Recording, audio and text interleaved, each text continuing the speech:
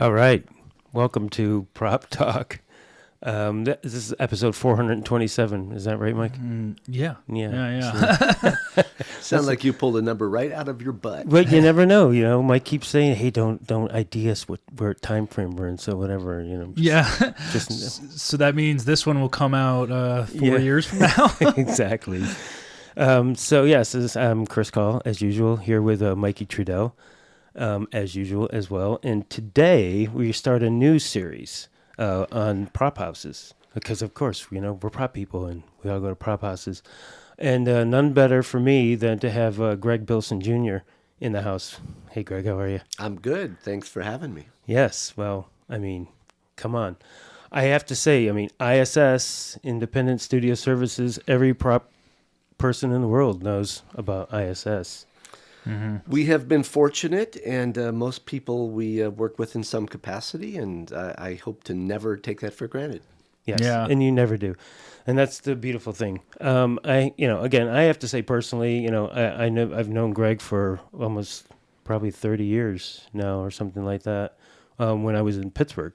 Again, being a young prop master coming up in Pittsburgh, had no idea where to get anything outside of, going to an antique store or whatever. And my experience with calling ISS was fantastic, as I'm sure a lot of people around the country in other markets as well as LA have experienced. Full on, always there for you. ISS is pre-Google and pre-Amazon. It's very different. Yeah, so let's jump straight in. So, give me what's the origin story of ISS? I know it from the shop on, what was it, Wix. Yeah. Yeah. Well, it goes back quite a bit before that, actually 1977. As the story goes, my father, who was also a property master, I know nepotism in this business, shocking, right? Never. Yeah. But anyways, he was a property master doing shows, and he had a very bad experience with what is one of our now competitors. Mm-hmm. And he basically kind of said, F you, I'm never going to do business with you, and I'm going to do my own thing. Right. Which is usually just a hothead, usually blowing off some steam, and they come back next week because they need stuff. Right. But he was also a very stubborn man, so he started in his garage in Culver City in 77, servicing his own shows that he was the prop master for. Okay. He brought in a bunch of his buddies, their inventory. It was originally called the Gold Room, and as property masters know, our Gold Room is where we'd keep all our cool stuff stashed. Never knew that. That's cool. Yeah, so they kind of begged, borrowed, and stole each other's stuff, put it in a little warehouse over in Culver City, and they just started using it that way. And it grew really rapidly because, unlike some of our other competitors, it was done with a prop master's perspective in mind. My dad was servicing clients that were just like him, that had similar needs to what his needs were. Mm-hmm. So he wasn't running it from a profit point perspective or a business perspective. It's like, if I'm a prop master and I need something, how would I want it done? Right. And that's the way he set it up, and it really resonated with a lot of people. Absolutely. Now, trust me, we were the little guy in the valley that nobody would go to for many years. So it took a while before it really took. Right. So what were the other prop houses? There was Ellis at the time, right? Yeah, Ellis Mercantile. Uh-huh. And that started their origins are even crazier because we almost bought them at one point back in the 90s, and they started as a pawn shop back in 1907. So people would go to the pawn shop and beg, borrow, and steal other people's stuff to use in a show and then bring it back. Oh, wow. So I thought that was kind of a cool business model as well, especially since it goes back well over 100 years now. Yeah. Wow. And now, like all the studio warehouses, prop houses, were those always traditionally set dressing mainly, or? The bottom line is larger things are easier to control and to manage. Hand props and small things are so much more specific, potentially so much more specific, and also have to function. It's a real gold watch. It's a real computer. It's a real phone. Yeah. It's just studios are set up to do bulk and large things like couches and tables and chairs. Right. We're just a different beast. Yeah. Interesting. So from Culver City, then when did the Wix Well, it's store funny. open? The Wix thing, we were in a little hangar in Burbank by Burbank Airport when it was still kind of out in the weeds. And my dad took myself and my brother to this giant concrete tilt-up building, 21,000 square feet in Sunland. And the roof wasn't even on it yet. The floors were still dirt, but all of the concrete walls were up. And we walked into this place. And honestly, my brother and I thought my dad had gone crazy because this was like the biggest building we'd ever been into. Yeah. Right. It was like the Coliseum. And we're like, Dad, you're crazy. You're never going to fill this place. It's a great idea, but wow, you're just over the top. Long story short, in a span of under 2 years, we outgrew that facility and we had to get another facility. His original concept in that building was also kind of unique, kind of an ass-backwards studio. He had in that building a transportation department, a drapery department, a fixtures department, a special effects department. And inside of 1 year, we had to ask all of those other entities, including the grip company, to leave because we needed room for the props. It was growing that fast. I see. So it was like shared with different companies, kind of, though? Yeah, it was like the back lot support services all under one roof. Oh, interesting. see. Yeah. And that was that mainly to start out to help split the bills and stuff like that? Yeah. Well, part of the thing with a big building like this is that was expensive. Oh, yeah. I mean, I'm sure. you go from your garage to where you're not paying anything. The moment you become legit brick and mortar, Right. costs go up exponentially. And having a building, then you have insurance, and then you have employees, and it's Right. like it goes up fast. Yeah. So he got to share the cost with all these other entities, and it was a pretty smart move in how to start off small. Right. Right.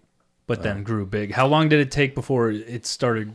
Like how long from start point to that until you had to start to like go independent? So to Well, say? that's where I kind of come into the mix, is that it was very much done with my dad's buddies and some guy he met at the bar, and all of a sudden Right. he would show up and he's your new stock manager. It's like, well, he's just your bar buddy. He's a bar fly. Yeah. And then it started really growing in the 90s, and it was growing so fast. My dad was a very excitable person and a big personality, and he would butt heads with the management. They never did it right. Right. So they were having a lot of growing pains. So I think one day he came in and kind of lost it with one of the managers and basically said, "You're out of here." And then I think I got a phone call the next day. At the time I was doing... What was I doing? I was doing a NYPD Blue as the property master. Oh, cool. Yeah. And I was kind of actually bored doing shows because it was just one show at a time. And as you know, you both have done shows. Once you get a series kind of set up, without a few exceptions, it kind of runs itself. Yeah, It's like you right. kind of get into this routine. Right. So anyways, he said, "Hey, what do you think about coming in here and running things at ISS?" And I never really thought about it. And I said, "Sure, like the timing's good. I'll give it a try. I'll give it a try for a year. I'm going to keep all my equipment. And if it doesn't Right. work out, I'll go back to prop and shows." Right. But I stepped into a mess.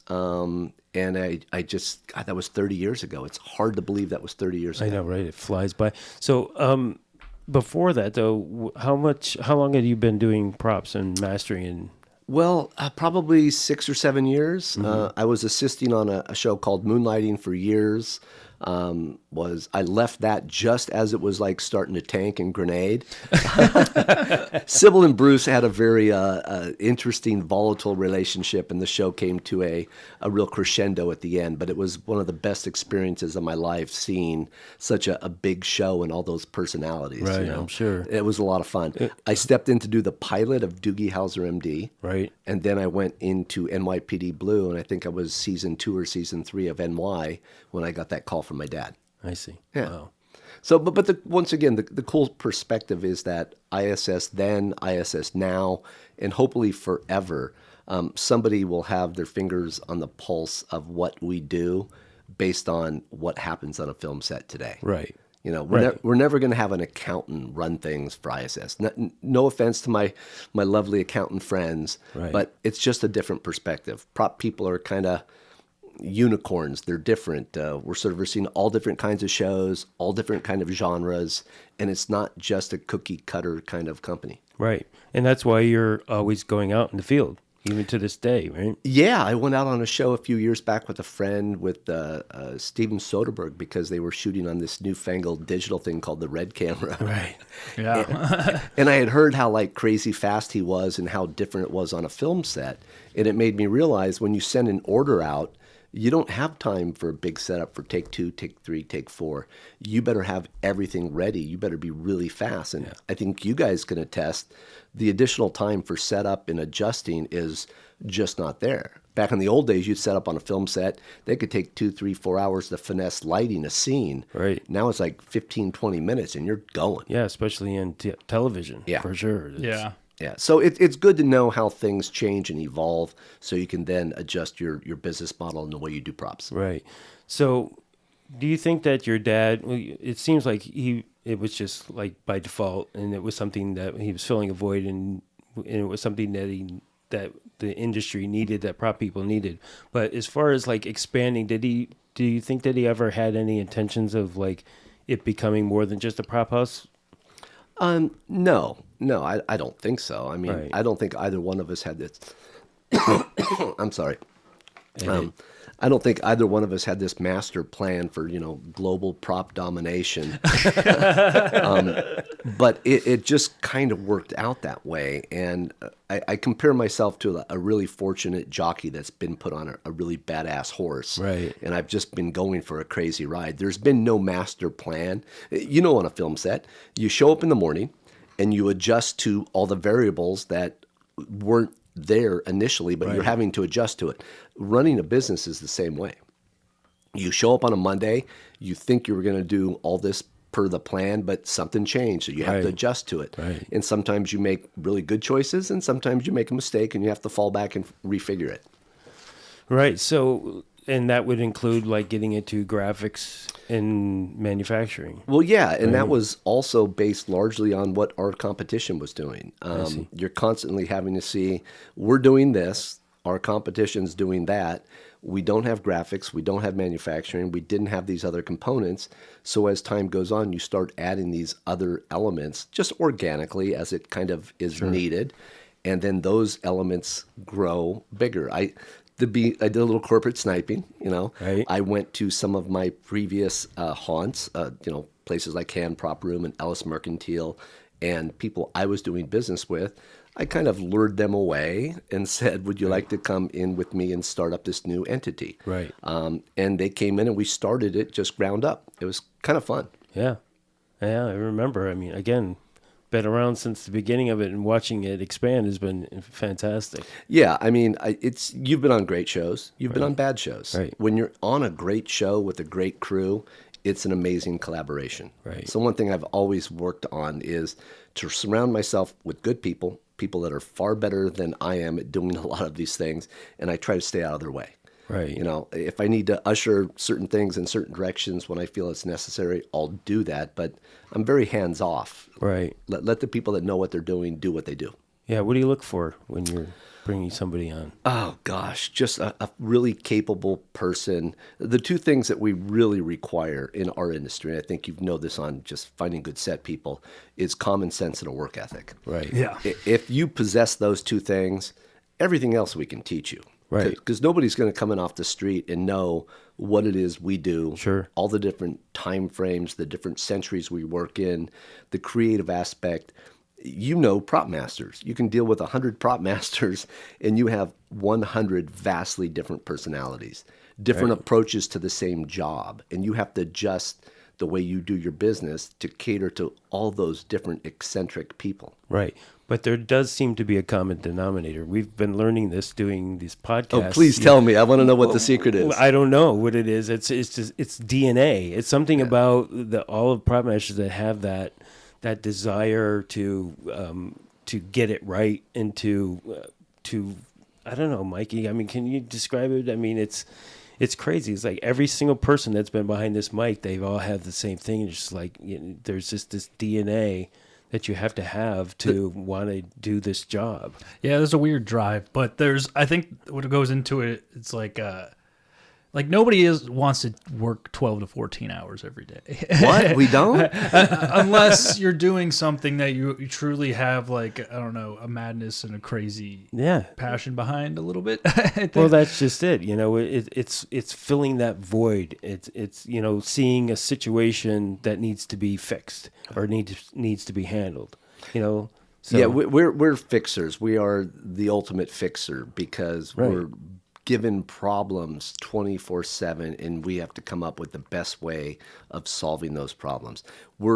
Much of us, or many of us, are control enthusiasts. Yes. OCD, in other words, maybe? A little bit.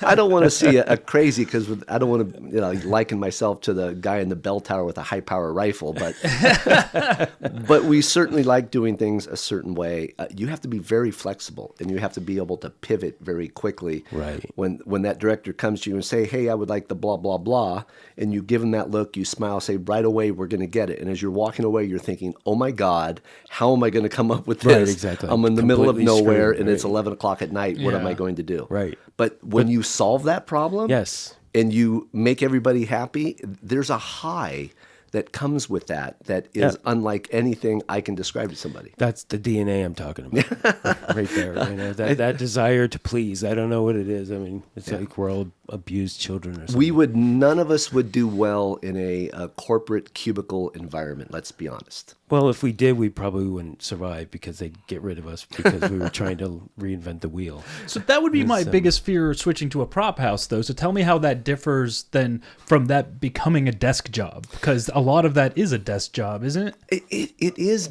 but it isn't. I also was very fortunate to work with a really good producer who's no longer with us, a gentleman by the name of Stephen Bochco.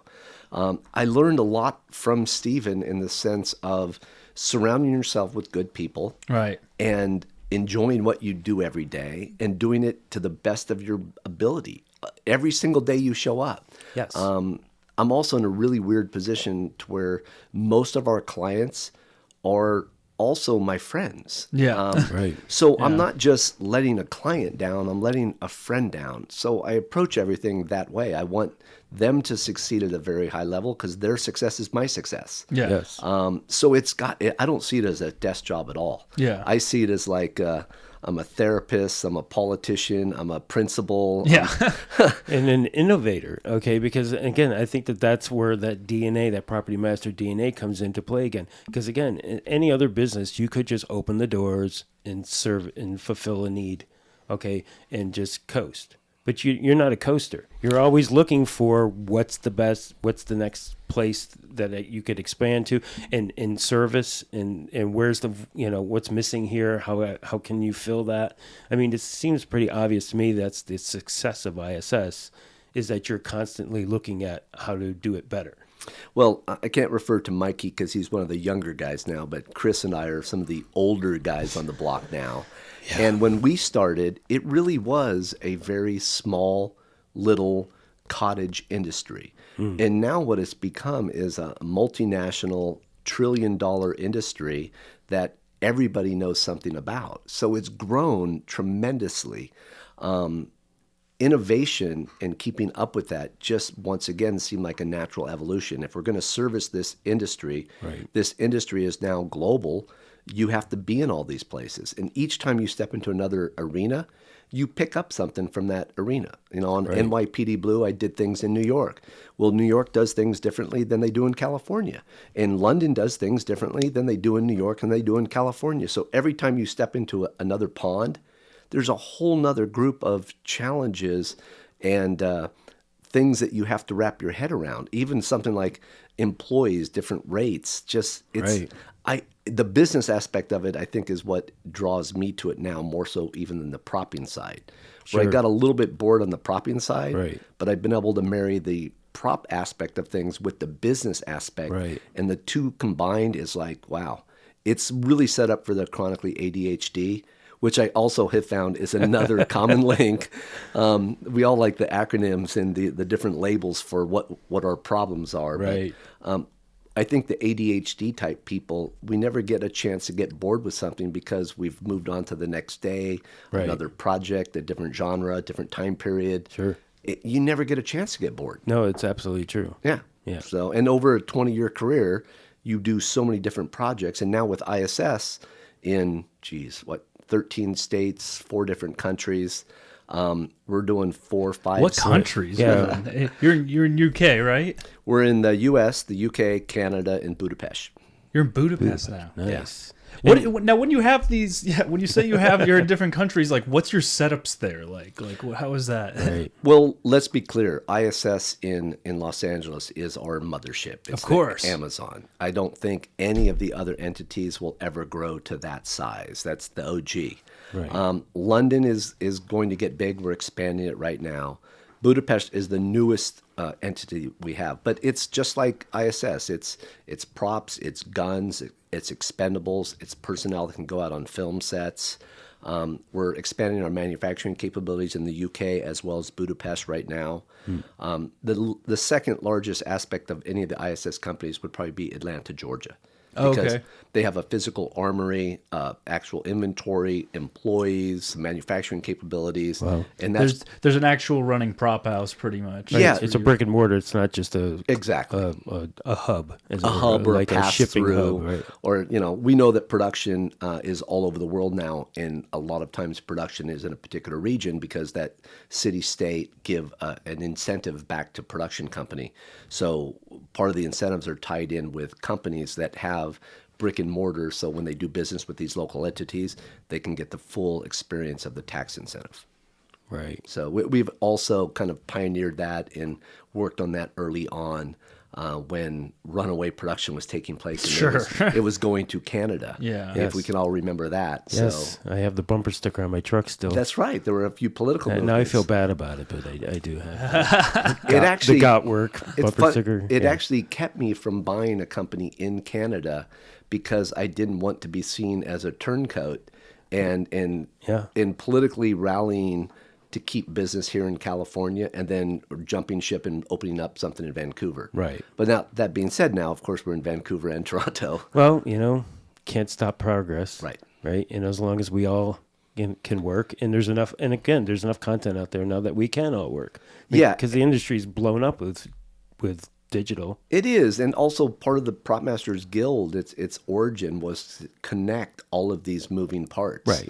and all these amazing craftspeople that are doing similar jobs in all these different regions. Right. And together, if we're all in communication, it's a better industry. Right. If And- we're yeah, and I should also mention that, since I didn't at the beginning, that Gregg is also one of the founding 4 members of the Property Master Guild. So, Yeah. which we could not have done any of it without Gregg. Well, you know what? It's like with anything that's a success, it's generally a great collaboration. Yes. And I've had 38 years, 40 years of being able to surround myself with really cool people, and Right. I get to call it work. Yeah, and you do a really good job also of staying connected with the studios and even with the government, the state and representatives, and you're very talented like that. Well, I don't know have about to that, but like I said, I enjoy it. I don't really think about it too much or question it too much. I just show up each day and adjust to what's being given. And let's be honest, this last year we had for everybody, 2023 was kind of a bitch. It's probably one of the toughest years I've had in 30 plus years at ISS. Yeah, well, I wanted to Yeah. ask you about that too, and I know we try not to again place ourselves in a period of time on this show, but I do think that we should at least talk a little bit about the strike that we all just went through and how it's affected a lot of people that we know very well, property masters and otherwise, and I know that again, going to ISS and seeing the halls deserted, it's just crazy. it's unusual, and God bless you guys because, you kept people on as much as you could. The place is pristine. It's like brand new now. I can't even find Sherry anymore. I have to leave breadcrumbs to find where she is, can you talk about that a little bit, what that's been like? Yeah. Well, I mean, in one sense, the timing was kind of brutal because we had just initiated a very significant expansion of SAT, which is our manufacturing division, Right. and then expanding into the space that SAT used to exist in with both rentals as well as graphics. And all this, of course, happened right at the beginning of what we were all hoping would be a strike that lasted 10 or 12 days. Right. Well, that didn't happen. That strike lasted, in excess of 6 months for some people. And to make it even more difficult is the months leading up until the strike. Yes. Unlike other time periods, it was a tremendous slowdown before that happened. 100%. So there's a lot of our brothers and sisters that were not working for a full year. You're looking at one. Yeah, I know. You look a little thinner, I got to be honest. Hey, we take turns eating. Yeah. But it's brutal, and this was even more brutal, believe it or not, than COVID. Yes. Because when 100%. COVID took place, there were government entities, state and federal, sending us money to stay home and be safe. 100%. During this strike, there was nobody sending us any checks. No. No. And again, I just can't overstate how devastating it's been for a lot of us. And we're all very stoic people in the film industry, so we always try to keep a chin up. But, I just have to acknowledge that there are a lot of people to this very day that are suffering out there a lot. And and we're it's not over yet. No, yet. it's still going. It's been an incredibly slow roll back. Yes. And unfortunately, we're linked to Hollywood, and we don't all roll up in Rolls Royces, and we don't fly private. Right. We're regular middle class people that get a check each Thursday, and it's tight. And being off work, how many people can say they went without a paycheck for 6, 7, 8, 10 months and are still able to be alive? Yeah, exactly. That's my point. I had friends that were hiding their cars so they wouldn't be repossessed. Yes. That's a real thing. 100%. And again, this is not like an industry where you could just roll into something else. No. Okay, people kept talking about, well, you should have a side gig. It's like, first of all, if you're actually in this industry for real, you don't have time for a side gig. I knew some people that went and applied at Trader Joe's, and they're I like, was they one. didn't hire me because I'm not qualified. Or they know what you're up to, because I know some of the top people in our business, in our craft, that applied at Home Depot and at Lowe's because we're not used to sitting idle. No. We are used to solving problems 24/7. I have to do something. I Yeah, can't same not here. do anything. I can't tell you how I furloughed myself and my wife during this strike. So I also was off for 4.5, almost 5 months. Right. That's a long time to organize your garage and do all those little things. Yeah, exactly. And I've become a master at driving my wife crazy. She's definitely ready for me to go back to work. Yeah, it's been crazy. I know we don't want to, but I'm hoping that 2024 and moving forward, that our business gets back to being completely batshit crazy in all corners of the world, because that's better for everybody. And I know you and I talked about this, but do you think that that's what's going to happen? I mean, because there was a shift already happening with the streaming services where they had realized that they were overproducing too much content. They weren't getting enough for their buck. So do you think that that's going to also, and they canceled a lot of contracts. Yeah, they did. Along the way. And production now is done literally in every country, in every corner of the world. Right. So it's not just LA and New York as being the two hubs. It's also very different when we would do a 1-hour episode or episodic season. NYPD Blue, for example, we would do 22, 23, sometimes 24 episodes. Right. I was working for 10 and a half months, 75 to 85 hours a week. So those 4 to 6 weeks you had in between, you were in recovery. Yeah, that was your that was your hiatus, your vacation, But everything. now with streaming, they're doing 6, 8, 10 episodes. Right. It's much shorter. So you've got to find several of them in a season to keep going. The continuity is very different. The quality is very different. We're definitely at a crossroads. Will it ever be like what it once was? I don't know. I'm be perfectly honest. I'm kind of glad I'm the old guy with one foot out the door. Right. But like with all the other changes, the youngins will come in and they'll evolve and they'll adapt, and it will still get done at a very high level. Right. And again, I think, like you said, there are a lot of productions in other countries where it's become Los Angeles and LA are like the expensive places to shoot. So, there's that. But at the same time, I see them building stages everywhere still. Universal just put, 8 stages or 6? Oh yeah, the company that ended up buying us, Manhattan Beach Studios, MBS, they have dozens and dozens of stages under construction right now in 4 different countries, Right. But also in Los Angeles, right? in Los Angeles as well. Right, because it's my understanding that the Warner backlot that they just leveled, they're going to put stages on. Yes, they are. Yeah, so they must know something. Yeah, I mean, there is the need for content. Right. Even during this strike, I think we realized, certainly during COVID, we realized we ripped through all the content there was. I saw things I never thought I would have Yeah, watched. I saw everything. I think America has run out of talent. Yeah. Just I can't watch another America's Got Talent spinoff. And the other You're an America's Got Talent guy. No, I can't. I mean, that's every night. You know? well, there was a big rush to just produce content. Right. It was all about quantity, not quality. Yes. I think what the industry has realized is that quality matters. We will tune in and we will totally get behind a quality project. Right. But if it's crap, we don't have time for it. Sure. You know, you have to earn my viewing time. And Right. if you're not going to put something out there that's really high quality and I want to watch, I'll go do something else. Right. And I think Netflix and some of the other streaming services have realized that we can't light everything. Let's green light the things that we know are good Right. as much as they can. Sure. And and having said that, I mean, there's a lot out there that is good too. A lot of foreign stuff. Yeah. I mean, I was watching some Israeli shows and some Turkish shows that are been amazing. And that's kind of a cool thing too. It's almost like the renaissance of Yes. our film and television industry is that it's now bringing together what used to be artisans from 1 or 2 different regions Right. to now artisans in hundreds of regions. Yeah. And then we cross-pollinate, and I'll go to London and work with somebody on a project, and I'll learn some tricks from this guy that I'd never heard of before, and he'll learn some things from me. So it's going to kind of like be the genesis of additional things on down the road, which will, I think, take us to a newer, higher level. Yeah. I could be wrong, but let's hope it's good. No, Yeah. I mean, I'm always trying to remain optimistic and hopeful. I mean, I do think that it is an industry that is not going to go away anytime soon. I don't think AI is going to take over the whole industry.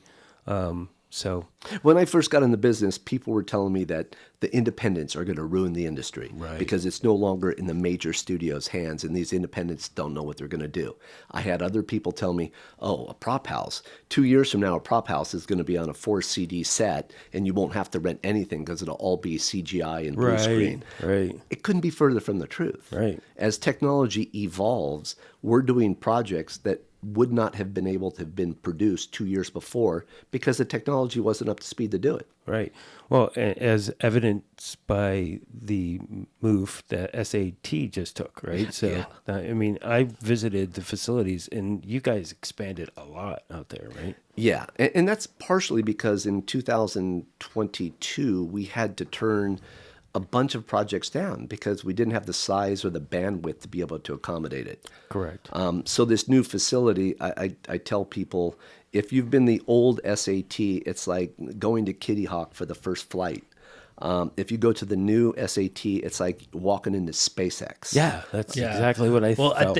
I think it's because, what is it? A lot of the newer shows and the bigger budget shows, everybody's coming to you. All the Marvel stuff. God, all let's the- hope so. No, they were. I mean, that would be the problem because when I would go to you with my not Marvel show or whatever, and I'd be like, "Oh, I need this built." Like the turnaround time would be crazy because Black Panther is just flooding you guys out. Right. Yeah. You know? And that was a problem. We have something that's in the queue that's been in the queue for 12, 14, 16 weeks of prep. Right. And then a TV guy comes in on Wednesday. He went to a production meeting and now he needs this thing on Thursday. Right. So it was tough. So what we've done is we expanded SAT and moved them down the road, but we've also expanded the ISS manufacturing capabilities. So when somebody needs something in 6 hours, 8 hours, we can accommodate that as well. Yeah. So I was gonna we all ask you know, that. That's great. our business is the yes business. Yes. So we're trying to even design the new part of what we do into always having to say yes, even when no might be the right answer. Right. Well, and I also have to say that, make this distinction too, that SAT, ISS are union houses. Yeah, they are. Okay. And you've had problems with having to compete with non-union manufacturing. Yeah, to this day, I'm involved in a union negotiation right now, and it's difficult. It's you want to stay competitive because 95% of all of our competitors aren't just non-union, but now some of them are in other countries. So you're battling even currency exchanges. Oh, yeah. You're dealing with things that you can't necessarily affect. So where we've stayed ahead of people is try to be the innovators, Right. have the best, the coolest, the whatever, to stay ahead of the curve. Because if you just, well, that's the way we do it because that's the way we've always done it. If that's the case, you're going to get consumed by somebody in a moment. We're actually losing jobs now sometimes to China because labor there is pennies on the dollar by comparison, and what used to take 6 months to turn around, they can do in 4 days. Wow. So it's well, the cool thing is, and ideally, we're going to be in all these different areas. So we're going to be able to utilize different artisans and different technologies from different areas where it makes sense. Right. I mean, in theory, when we have a project that is so ambitious and we have design time that's going to take 3 weeks, but we've only got 2 weeks to do it, I may at a certain point have an operation in India while we're sleeping. They're designing stuff, outputting at the machines in Los Angeles that are then printing it out. So when we say global, I mean truly global, to where we have entities in all these different areas and it's being orchestrated by one person. Louis Doty, in this case, is our studio art and technology guru, and he can coordinate and gaff all of that. That's that's impressive. Well, the crazy thing is, one of the positives that came out of COVID is that we got used to dealing with art departments from all over the world via Zoom. Right. We didn't have to come into our operation. We didn't have to go there. Right. We could connect on a good Wi-Fi system, and we're all talking in the same room at the same time, not in the same room. Right. Yeah. That's like the curse and the blessing that came out of prop masters and production meetings, because I feel like we have to be a part of a lot more meetings now. But Well, it's true, but at the same time, as much as I despise being in a Zoom meeting because there's not that connection, it makes it a lot easier. It does make it a when I lot don't have to easier. stop what I'm doing in the middle of the day and go back to the production office and sit in a meeting. Yeah. Or I could do it if I had to from my car on my phone or from wherever or in my office while I'm doing something else as well. I'm able to now conduct business from my Mammoth office. There you go. And they don't necessarily know that I'm in the Mammoth office because I can blur the background. My granddaughter showed me how to do that. That's hysterical. And she's 10. Yeah. my last show, the production offices were in Culver City, but our stages were in North Hollywood, which made no sense at all. Right. And they were like, "Oh yeah, we got an office for you here at the office." I was like, "Give it away. I'm not going to be there." Yeah. So it's just, I mean, in situations like that, it would be a nightmare to have to go to meetings back at the offices every day. But to come back to see what's going on set. I still appreciate this. Boots on the ground, face-to-face That's what I'm talking communication. about. It's still the best thing, but we do have things that can get us in between. Well, exactly. So both are good. Right. We don't have to give up one for the other. Yeah, and because we're in so many different places, I don't want to be on a plane going to Budapest every couple of weeks. No. Yeah.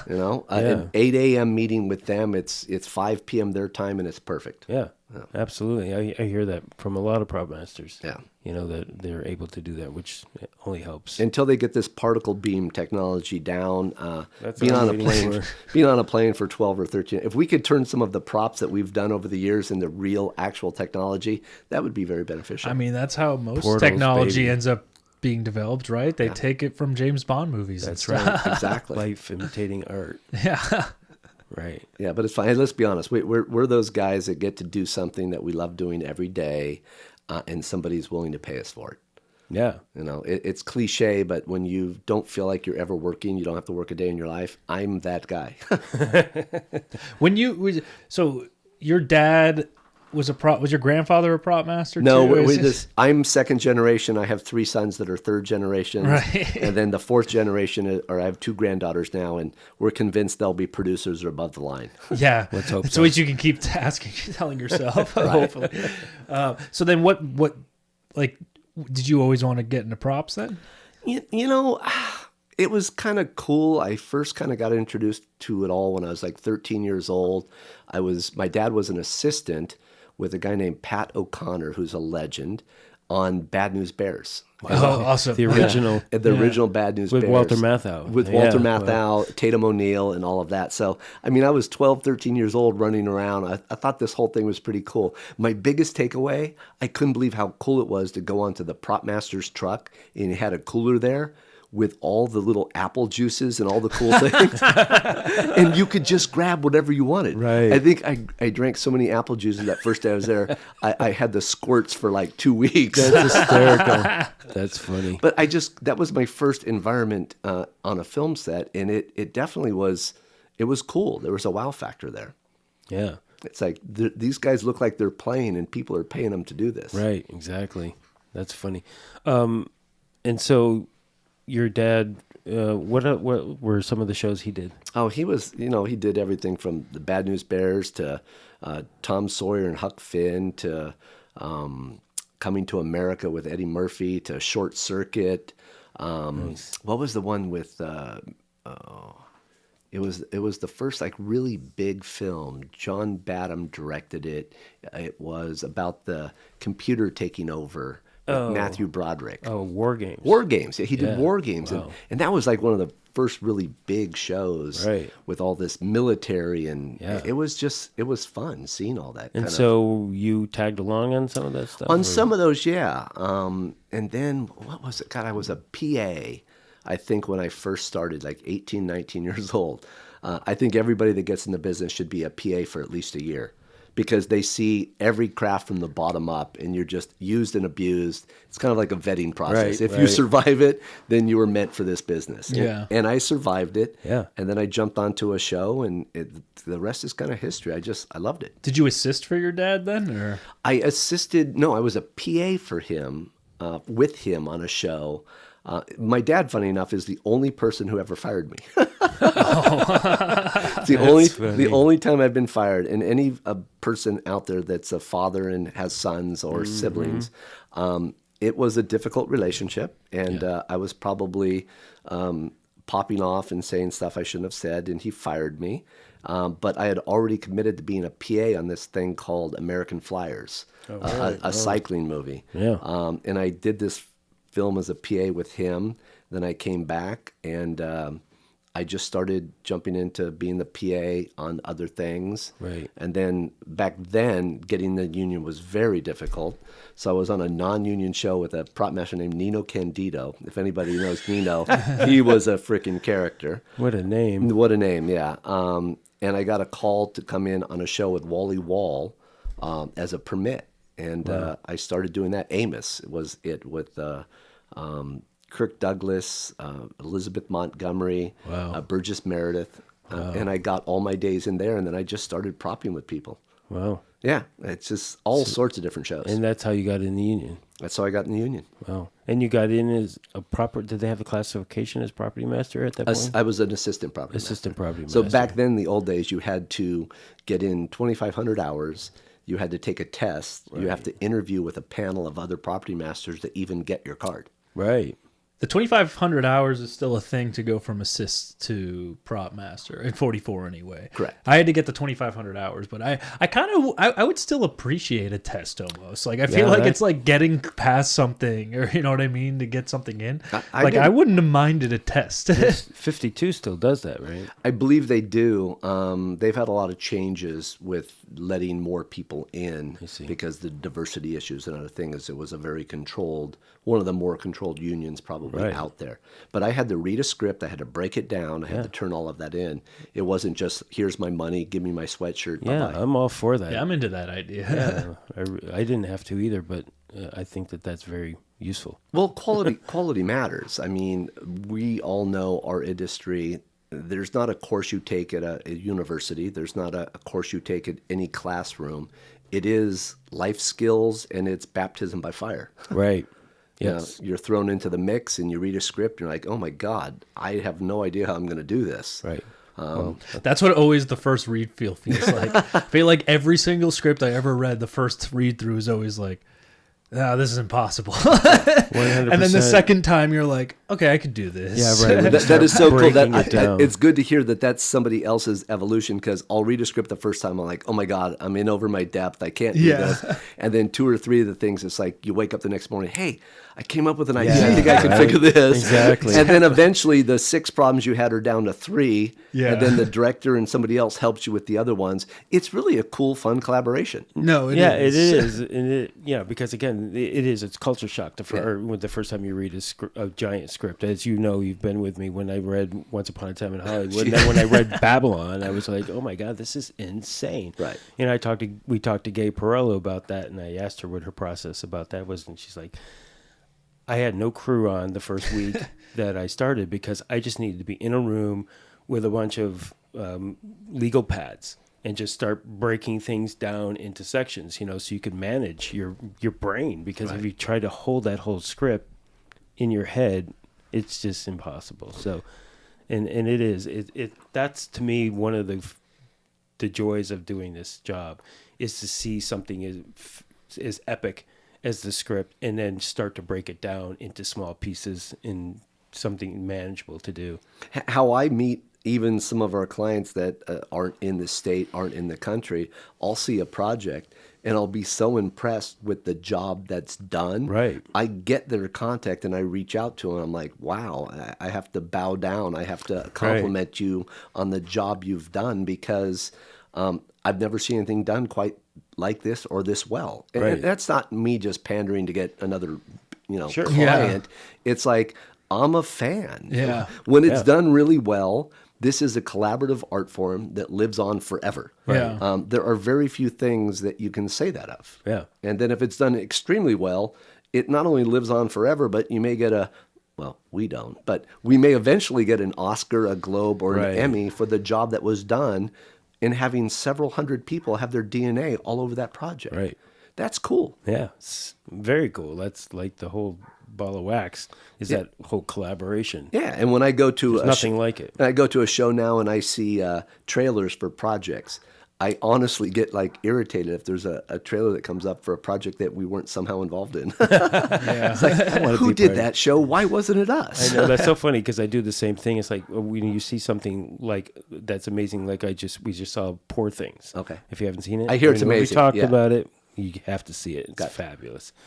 You look at that and you think, the first thing I do is look up who did that show. Yeah. Right? It's like they did an amazing job. Because it is very much like the first time you read a script when you watch a movie. You think, oh my God, how'd they do all that? Right. It's like they did the same way we do it. When we do it, they broke it all down as well. But to see it done and know that, you know what they went through to get there. You do, but that being said, you could give 10 different prop masters the same job and the same script, and it would be done 10 different ways. Right. Oh, guarantee. Yeah. And you both have worked with other people, so you also see how other people approach the same job. Right. And you've probably learned some things from them. I really like the way they did this, and then other things you learn, I'll never do it that way. Right. But each project and each person you work with, you learn something new. Right. And what you don't know is what the story was behind what it took to get there too. Right. Because I've noticed this as well, where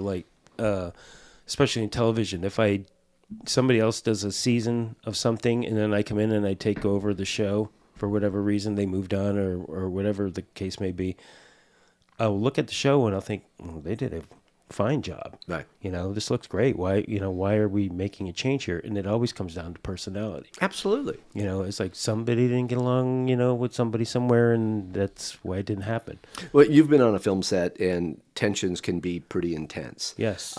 You have to be very observant to be able to read a room. You know when to step into a situation and when to get the hell out of the room. Mm-hmm. Some people don't get that, and they step into a situation at exactly the wrong time. Right. They get their head bitten off, Yes. and then you get the call to take over the show. Right. Yeah. And again, and that's one of those things, we're looking from the perspective of the PMG and training people.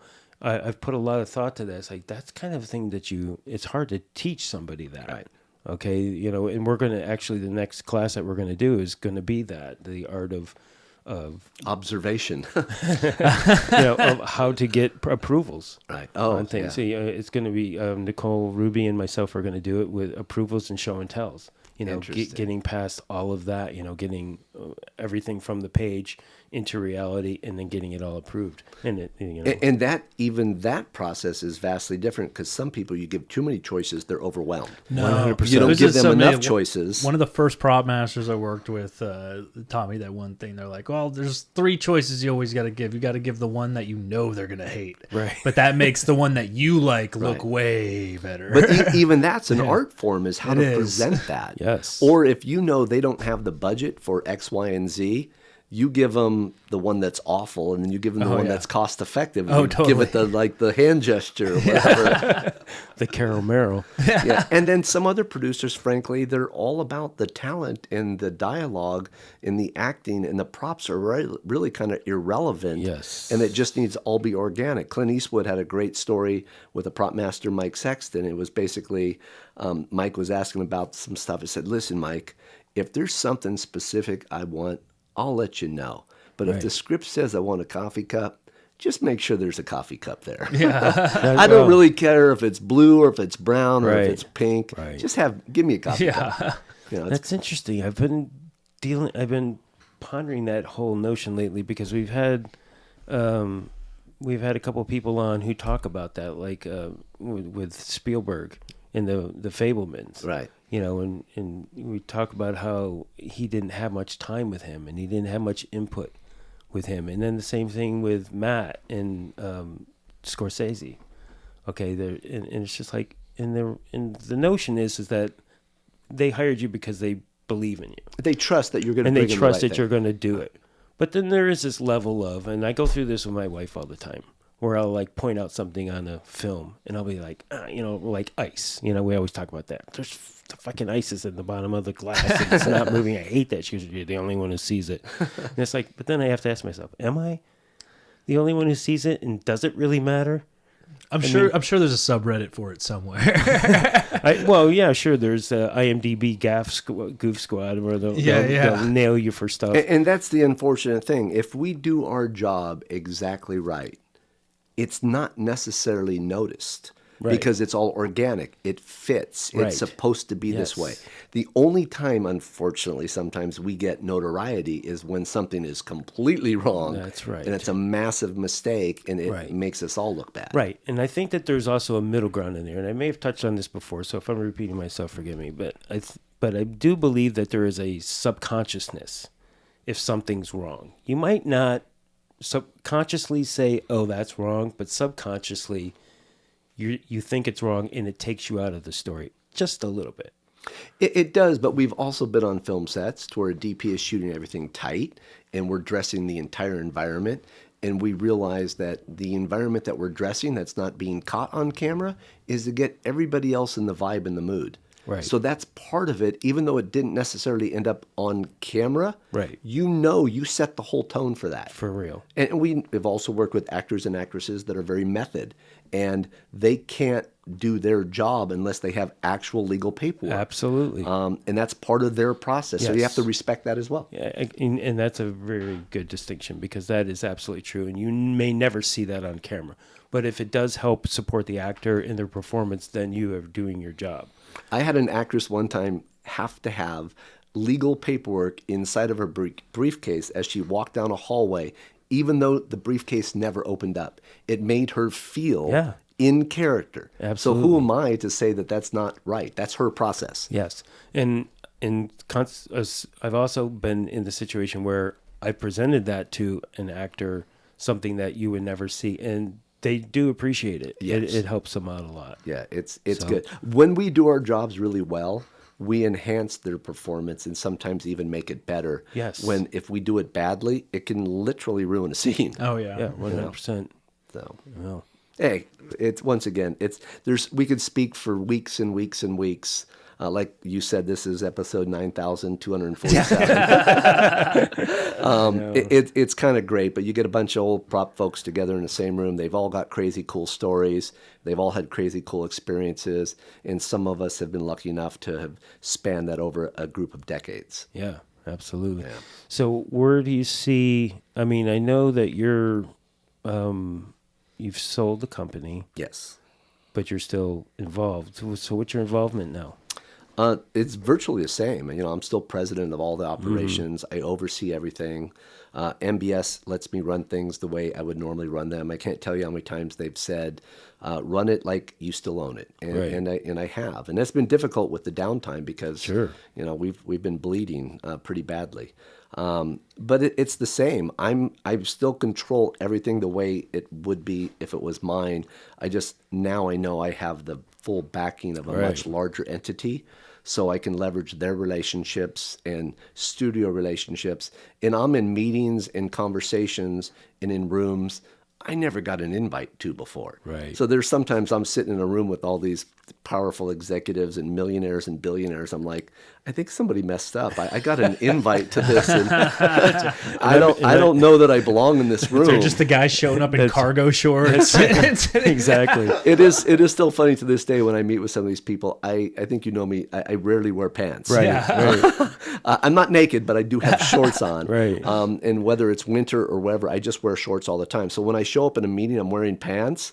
Everybody thinks, oh, Greg must have got called to the principal's office, or he's somehow in trouble. But it's great because I can meet with the Steven Spielberg and a Clint Eastwood or the people that own our company, and I'm dealing with them as equals. The other cool thing is, even though these are giant companies, multi-billion-dollar organizations, I got to tell you, everybody that comes through ISS, SAT, and graphics to do the tour, not one time has anybody said, "Is that all you got?" They're blown away. Of course. It's kind of showing them behind the curtain. Right. It's like, this is where, it's cliche, but this is where the magic happens. Yeah, This is, 100% people Santa's don't realize workshop. that these areas exist. And we create everything. Like when you step on a film set, 1 day, 2 days before that, it didn't exist. Right. You're creating this entire environment, and companies like ours and History for Hire and Hand Prop Room and Premiere Props and all these other places around the world, they contribute to making this environment Right. from nothing. Yeah. So I love because when family comes out to visit and you want to bring them somewhere, ISS is always such a premier, awesome place to be able to do it because one, you don't have to like try to sneak them on a lot or anything like that, and you can like actually show them all these really cool things. Just it's displayed really well to tour around and be able to show people. Yeah, I will say during this strike, our people, our staff, our companies, they have grown, built, modified, expanded. Yeah, it looks like my wife just went there and she came back. She's like, I like need a new map for ISS now. And she's been there hundreds of times. She's like, I don't know where anything is anymore. Yeah. I had to say the same thing because I was gone for 4.5, 5 months. And when I came back, I was like, oh my God, you guys were really busy. Yeah. So it's been great. And it's going to continue expanding and evolving. Yeah. So what are your visions for the company before you actually Put your hat up. Before I hang it up, I want to make sure that all the companies everywhere are populated with people like me, like Rick Caparelli. Right. For those of you that don't know Rick Caparelli, Rick is my partner in life and in crime and in business. We've been together 30 years. We just get along like an old married couple and squawk at each other, but his strengths are my weaknesses, my weaknesses are his strengths. So we've just built these companies together, and we just go where it makes sense. And a lot of our children are now involved with the companies, and a lot of really good young people, and they'll take it, I fully expect, to levels that I will be blown away with 10 years from now when I'm the old retired guy that comes through for that ISS tour. Yeah. I look forward to what this becomes on down the road. Yeah. Because everybody that we have at ISS, SAT, and graphics, for the most part, they're like us. And so when we leave, whenever you lose anybody, it gives the people below us an opportunity to step into those shoes and put their DNA on it and put their thought on it. So it's going to be kind of exciting. Yeah, and also ISS is a really good launching place for people who want to become property masters because there have been several salespeople at ISS who have then moved into production. Absolutely. We've populated the entire industry with prop assistants, property masters. You got Lenny Hancock, Greg Gonzalez, oh God, I'm forgetting people, but there's a whole bunch of people out there that at one point, and it's not just ISS. Before there was an ISS in any large capacity, a lot of people used to work at Ellis Mercantile, Right. or Hand Prop Room, or History for Hire. So a prop house is a great place to kind of get your feet wet, see what you like, what you don't like, and then when you do decide to go out there and do it, you also have a really good black book with a lot of good contacts, and they've already seen the way you work. Right. So the likelihood of getting hired is much greater. Yeah. Yeah. Our business is very much about who you know. Right. Yeah, I remember. It's just so I get nostalgic about ISS, and I think about the people that are no longer there, like Linda Montana. And John she was Duda. that was my Lee first Dennis. salesperson. Lee Dennis, right? I And think Cheryl Pendergrass. Oh my God, Cheryl Pendergrass, Eric Smith, Gary Tours at one point was one of the managers there. There's so many different people that have been in that seat. But once again, when I was early on in the companies, I had no managerial background, no specific business background. I don't recommend this for other people. Yeah. A better education goes a long way. But I would be working with these people and somebody would decide to go out. And the first time that happened, I was freaked out. I'm like, we can't possibly run these companies without this person. Right. And then what I found out is, you know what? This new person's coming in with a new lifeblood, Right. some different vision, and this passion that actually took us to the next level. Right. So almost every situation when we lost somebody, the new person would come in and we would go up the ladder a little bit. Right. And now I embrace it. It's like, it's a bummer. I'm glad you're going out there. Good luck to you. I hope you succeed. And next man or next woman up. Right. And it's really that kind of industry. Yeah. Like if something happened to you on a film set, no offense to you, but that show's not going to stop. No, that's true. It's going to keep going. Yeah. And ISS is going to keep going. I could drop dead tomorrow and somebody's going to be in my seat within a week or two. Right. Yeah. That's just the reality of life. Yeah. So let's see who's going to bring it. And you have a good system set up for people who come in, with no experience, come in in returns, mostly, and then you can vet people that way, see where people have talent, and then they can move into other areas from there. I've seen Absolutely. it happen, and it's My great. nephew came to me right before the holidays and wasn't sure if he wanted to come back after the strike. And I said, listen, if your goal is to get out on a film set and become an assistant or a property master, give me 3-4 years, get in the apprentice program, get in the union, learn from the ground up. Right. And when you decide to go out 3, 4, 5 years from now, you'll kill it. Yeah. And he's going to. 100%. Yeah, because I was just talking to somebody who was a salesperson at ISS, and then they went into production, and their take on it was, hey, when I was at ISS, I was managing 8-10 shows at a time. Now I only have to do one. Yeah. You know? In that sense, it's much simpler because you can totally sink your teeth Right. into that one project. Yeah. And I have to tell you right now, some of our salespeople juggle 30, 40, 50 shows. Right. So they're really good at it. Yeah. Yeah, I mean, my salesperson is about to just become my new prop assist also. So, nice. as we speak. Now, who did you get? I don't even know. What? Matt. Oh, fantastic. Matt. I love, and I mean, which is unfortunate. It's great and unfortunate because I loved him to death and I can't possibly imagine a different salesperson, but I'll find them. But Matt was like, he's always so good and he was always there for me. So it's like, man, I'm kind of excited to try him out on set and use him on set and everything. you know? Yeah. And the people that end up staying at ISS more long term, we know that the set life isn't for everybody. Yeah. 100%. 60, 70, 80 hours of work is tough. And the younger generation has a much better sense of a work-life balance. Right. A set life isn't a work-life balance. It's all or nothing. At ISS, it's 40, 45 hours a week. You show up the same place, the same hours. You get weekends off. There's no Fraturdays. Right. All That's those true. things don't really take place. So we'll have to see how these young people do, and the people that leave ISS.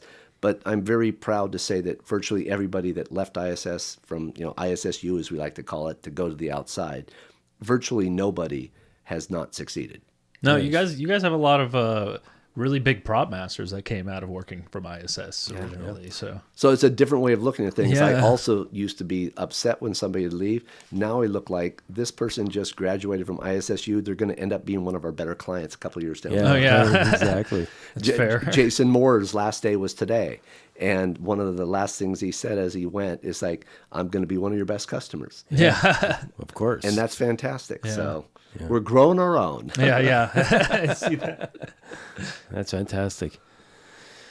Well, What more can be talked about? what more? I mean, There's a lot that can be done. I know, right? Like I told Mike before I got here, I could talk to you for hours, but We haven't even got into Doogie Howser. Oh my God. I know. I actually thought for a brief moment when they were looking for a property master for the redo in Hawaii, how cool would that be? They're doing a redo of Doogie Howser? They're already on season 2 or season 3. Really? Yeah, in is it Hawaii. Doogie?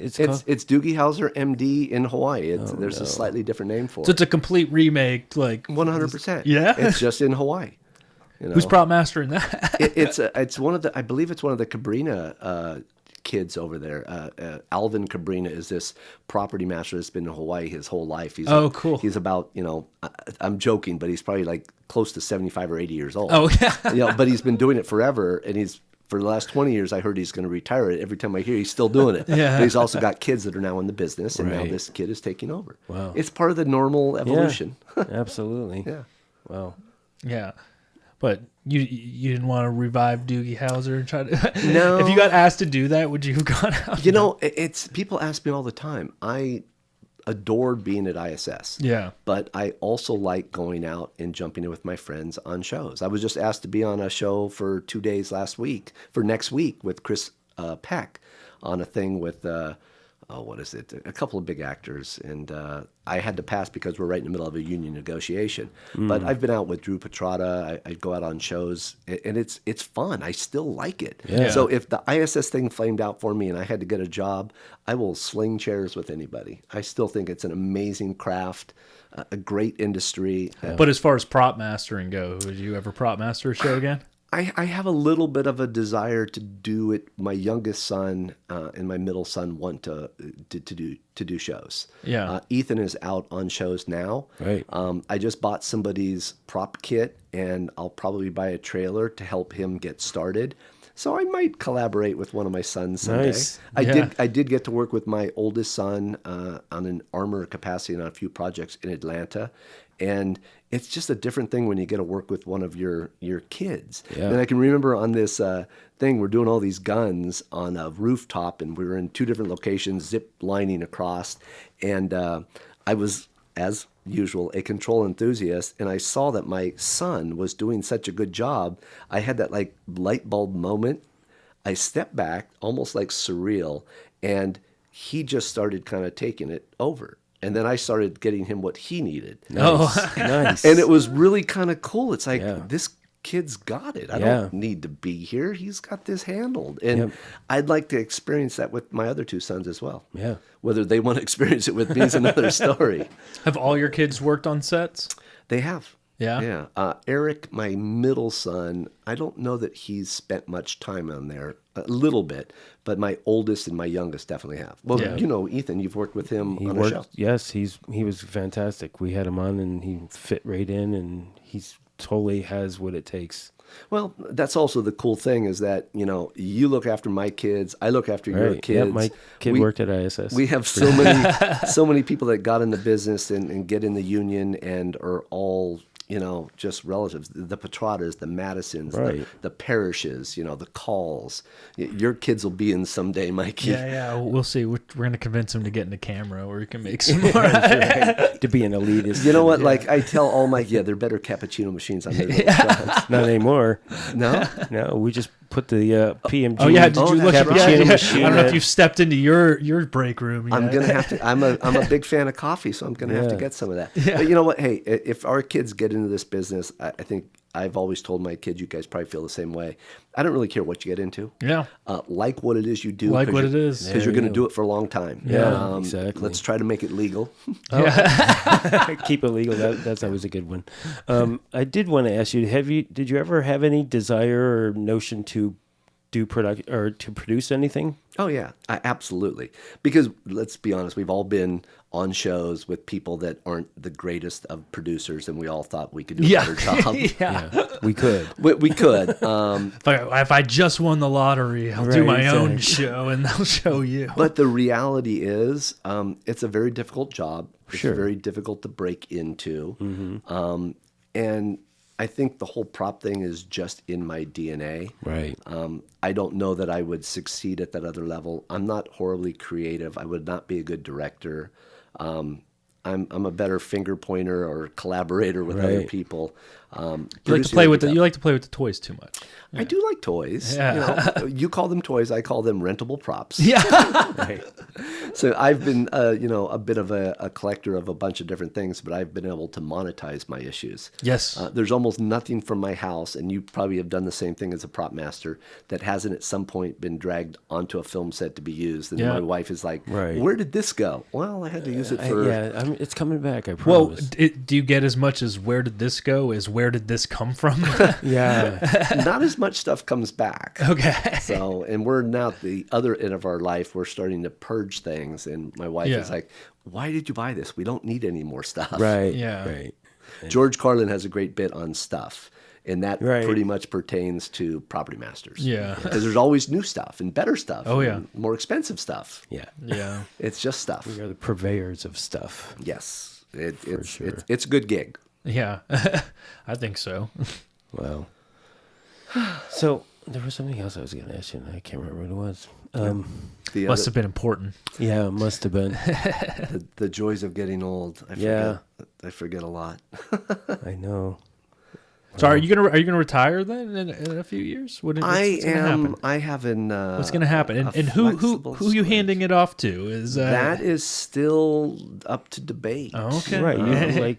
One of your sons is interested in the business, yes? On the ISS front. Not in the capacity that I am in. Right. So my oldest son Hayden, a few years back, he was always going to be the heir apparent. I'm from probably 12, 13 years old. People were always, "You're going to be the guy that runs ISS." So that he grew up being told that.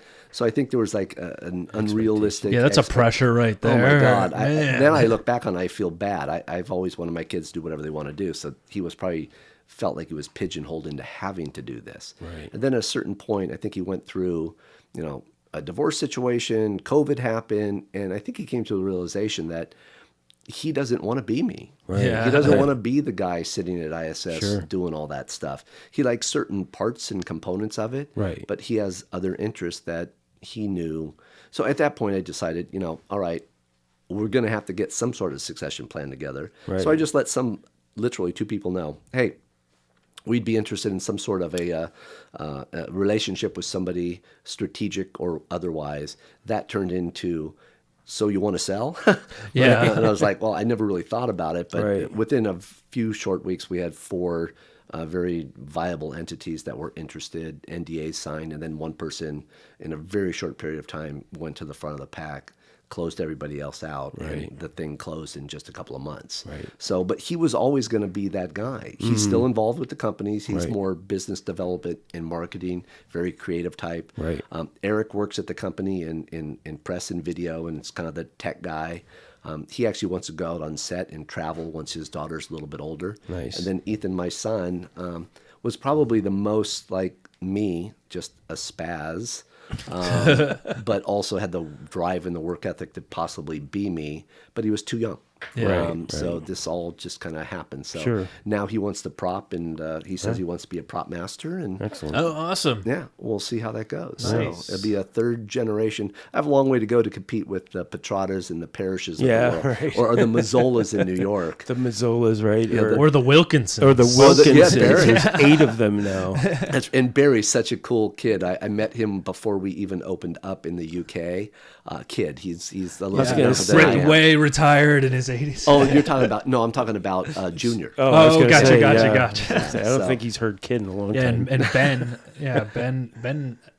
There's Ben, and then there's Jamie. Right. And then Jamie's there's a new member. right. Yeah, Yes. Jamie's who I'm talking about, Jamie Wilkerson. So I met him in London before one of the Star Wars, like about 8 or 9 years ago, maybe 10 years ago. Right. But really cool. And it's cool to meet these dynasty families Yeah. that had been abroad all these years, Yeah, and you never across really... across the lake. Yeah, Yeah, it's really cool. And they've been doing the business longer than we have. right. Yeah, it's crazy. They tend to tell us that they've been around longer than we have. This whole England. That's what I'm doing This old now. England. Yeah, right. Yeah, all of England, right? Exactly. I did remember what I wanted to ask you about. So a large part of what ISS does is weapons. Yeah. And we're, since the Rust incident, there's been an assault on weapons in the film industry.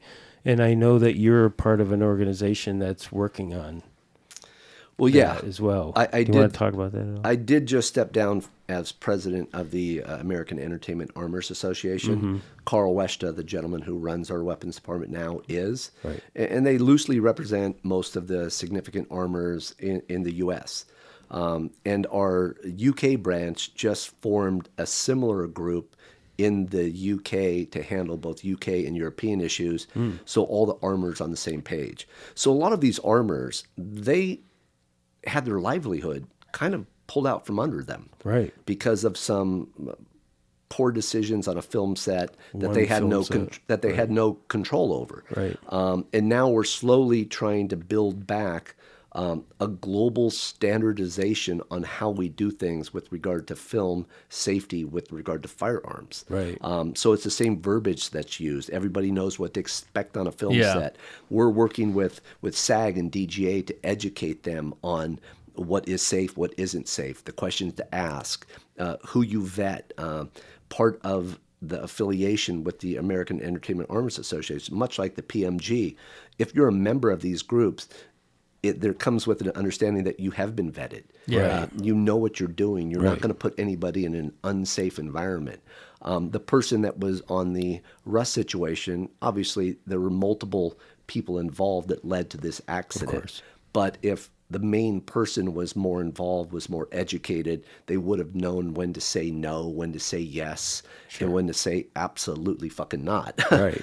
And that's our responsibility as an armor and sometimes the property master, is that when somebody's attempting to do something that's unsafe, it's our job to say no. We have to come up with a safer way of doing it. Right. And now, that being said, we have airsoft, we have rubbers, we have CGI. Right. We have a lot of options that don't require real firearms. Right. But what a lot of people don't realize is that airsoft represents maybe 2, 3, 4% of the different variations that are out there. Right. And you sometimes have to use a real gun. Yes. Or you're going to tell Quentin Tarantino No way. that you're going to use some airsoft and the 80 in the background is going to go bang, bang, bang for people Yeah. to react to. Not gonna happen. That's not going to fly. You want the visceral, real Right. authenticity of a firearm. The reactions, the performances are just different, and they're better. Yes. Oh yeah. There's no doubt about it. 100%. Bar none. So we're coming back to people feeling safe through education and having safe people on film sets Right. doing it the right way. And I know at one point there was some legislation being thrown around to prevent it. What's the status of that? It has been up and down several times, several different incarnations. We were directly involved with a couple of the senators that were involved in writing this. The bottom line is there are rules in place that already govern this, that are already sufficient. What took place in a film set, I compare it to a student driver getting into a car accident and killing somebody, and you outlawing all cars. Right. I mean, Right. that sounds crazy, It's right? true. But that's exactly what's taking place here. Somebody that didn't know what they were doing was put in a situation to where somebody died. Right. And we're going to just knee-jerk reaction outlaw them all. Right. Now, certain situations on certain shows don't require a real gun, but certain situations do. Right. So for the creative integrity of a particular project, don't just say no. Right. If you're not saying no for the right reasons. Know when to say yes and when to say no. Yeah. It's not Right. that complicated. And understand that there are protocols that have been in place for a very long time, and if you follow them, you're not going to have any incident. If one of 10 of the standard Yes. safety protocols had been followed there, Right. nobody gets hurt. You may have scared somebody on a set when it went bang Right. and a bullet went into the floor, but it wouldn't have gone into a person. Right. Yeah. There's a very, very big difference. Very big. And we're starting to get back. But Right. the knee-jerk reaction to weapons, because it's been so politicized, Yes. is that I've had politicians, incredibly left-leaning, anti-gun politicians, at my facility, giving them a tour with regard to incentives and why the business is so big in California. And I explained to them, this isn't a political thing. This isn't a gun control thing. This is a First Amendment thing. We're telling stories. Right. And sometimes that story is about police officers and military, and it involves guns. Right. We're not making a political statement. This is just a prop, just like a hammer is, just like a chainsaw is. Right. if used incorrectly, they can be dangerous. Yeah. But if weapons are used correctly in the purpose of telling a story, real guns can be used safely on film sets. Every day. Yeah, it really isn't that complicated, but people kind of get ahead of themselves and Sure. make it a big political thing. Yes. And, you know, Yes. if we had less cowboys and Indians, we'd have less people dying. And guns are a very complicated thing politically in this country. Right. There's been, January 5th, and we've already had 4 mass shootings at schools so that's far this ridiculous. year. Yeah. That's messed up, but I have a hard time believing that has anything to do with the film and television industry. Yeah. No. When I was a kid, I ran around playing cowboys and Indians. I haven't killed anybody. No. Not yet. Right. I always tell this story about when my children were small. I was in a community that was very, how should I say, naturalistic and vegetarian. You're a hippie. I was hippie. Yeah, exactly. And and the moms were all like totally against guns. My kid's not going to play with a gun. That's just not going to happen. And so we were off having adult conversation or whatever, and we turn and see that the children had taken their sandwiches and bit them into the shapes of guns. We're chasing each other around. It's just in our I blood. used to watch Wile E. Coyote, and I have yet to drop a safe on anybody.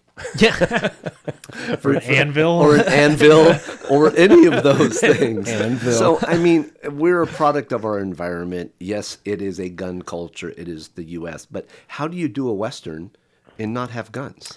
Yeah, it just doesn't look right. It doesn't. It just, we have to be responsible. And when somebody's concerned about safety, educate them as to why we're doing this safely and what the impact is going to be on them. You did a whole TV show on movie guns, didn't you? We did. Actually, Larry Zanoff, one of Yeah. our really good armors. He's been. I think he was on episode 2 of this show, wasn't he? Yes. Is that episode 2? Yes, Or 3? episode 2. Yeah, exactly. Here we Or go. 1. He really cringes when I introduce him as the star from Man at Arms. that TV show. But it's kind of cool, again, because they retell stories about these famous things that took place in movies. For example, the Hang 'em High or whatever it was, Yeah, where yeah. the guy's dangling from a noose and his buddy shoot shoots it it off. right through.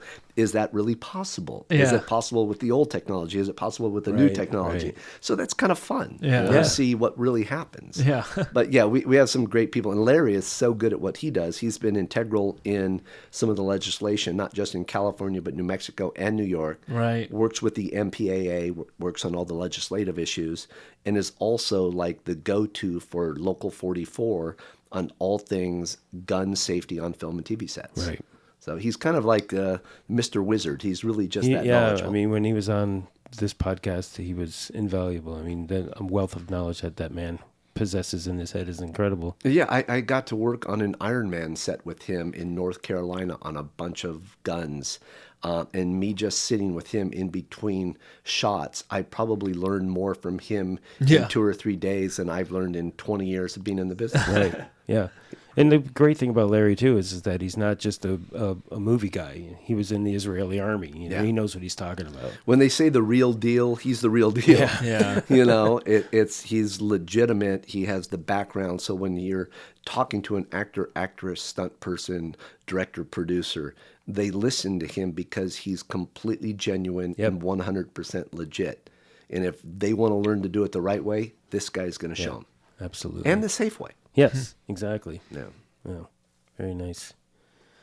Well, gentlemen, Well, that was great. Really good Yeah, talking that to was both of fun. you. Yeah, thanks for coming in today, man. Thanks for having me. Appreciate man. kicking us off on our that's right. Prop House series. Yeah, we can't say it's the new year, but It's not the new year. But hey, just to answer your question, I'm not retiring anytime soon. Okay, So cool. you know what, rumors of my Greg? death have been greatly exaggerated. Yeah. Exactly. And I'll believe it when I see it that you actually retire. I will. I will step away, but I will not step away until it's in very good hands. All right. Well, I won't until you do. Thank you, guys. Yeah. Thank you. Yeah, thanks to everybody out there for listening. What Chris and I was talking before the show, and we wanted to mention also to especially the PMG members listening from Chicago, UK, Europe, everywhere around, all regionally and internationally. Right. You should write us in. with ideas, anything you have, like we just wanted to shout it out there that we're here for all of you guys, and we want to make sure everybody feels supported. Right. We're definitely an international guild, and we want to make sure everybody feels that way. Yeah, exactly. And we understand that you might feel a little isolated out there, compared to Los Angeles, but it's just because we're here. So we do have a lot of resources to help everybody in all the regions. We just need people in those regions to come forward and say, hey, I got an idea. I want to do this. And we're all on board. We're doing it in Vancouver. Yeah, we're going to do the Fan Expo in Vancouver. Exactly. So we're actually doing a convention out there, which is awesome. Perfect. And we're going to do stuff in New York, too, coming up, in Chicago. Yep. There's stuff that I have planned out. So, yeah, you can either email me if you have any ideas on that. What is it? Membership at propertymastersguild.org, or just reach out to us at info@propertymasterguild.org, and we'll be able to jump in for you. And for the New York Property Masters, we just signed the big lease for the big expansion in New York, so ISS New York is going to be a real thing. Oh, really? So if I haven't met you before, I'm going to want to. Oh, Very yeah, nice. yeah. We're about to make a boom in New York, trust me. If Fantastic. you haven't heard of the PMG out in New York, you're about to. But if you listen to this, you probably have. Yeah, exactly. 100%. Yeah. So, thank you for everybody who's listening. If this is your first time tuning into Prop Talk, the official podcast of the Property Masters Guild, make sure that you like, subscribe, do all the things wherever you're hearing this. If you want more information on the Property Masters Guild or have any questions for us here at Prop Talk, be sure to go over to propertymastersguild.org. We're also on Instagram @_the PMG and all other socials. We're on YouTube now. We're on video, so make sure that you check us out there and subscribe to us there, and everything else. Yeah, you get to see this Chris's face. beautiful smile. I think that's it. Until next time. It's cool. Yeah, exactly. But you guys have a super, comfy, easy flow to this.